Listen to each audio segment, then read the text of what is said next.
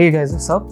So Motorola came back to the flagship market last year with the Moto Edge Plus that was launched for $1,000 in the US and so naturally didn't do that well, especially as there were other phones like the OnePlus 8 Pro with better specs for a lower price. It's 2021 and Motorola is back at it again, trying to make a better flagship at a comparatively lower price. In comes the Motorola Neo.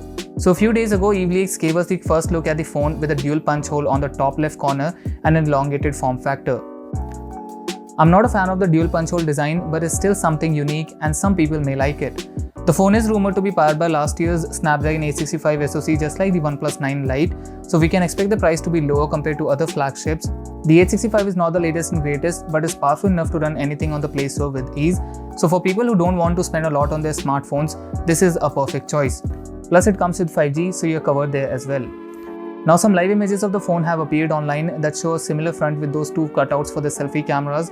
However, this leak also gives us a look at the back of the phone.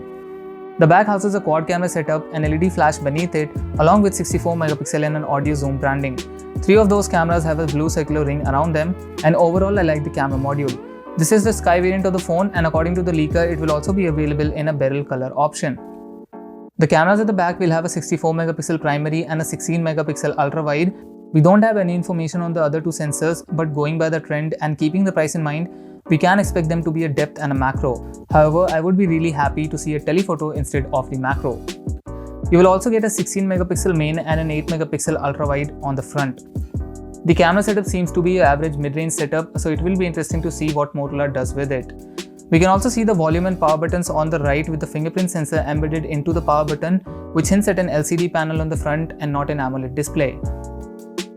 Talking about the display, it will have a Full HD Plus resolution along with support for a 105Hz refresh rate, which is right in the middle of 90Hz of the Moto Edge Plus and 120Hz of most other flagships, and I think they should have given us the full 120Hz experience here, especially since the hardware is more than capable to handle it, and at 5000 mAh even the battery is big enough to give you a full day of usage.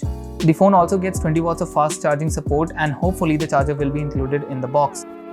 It will have 8 or 12 GB of RAM and 128 or 256 GB of storage and come with support for dual-band Wi-Fi along with Wi-Fi 6, NFC and GNSS. It might be launched as a flagship under the Moto G branding and come with the latest Android 11 out of the box. Motorola might also be working on a Samsung DeX-like desktop experience, which was seen on a Motorola-made video posted to the Qualcomm's site.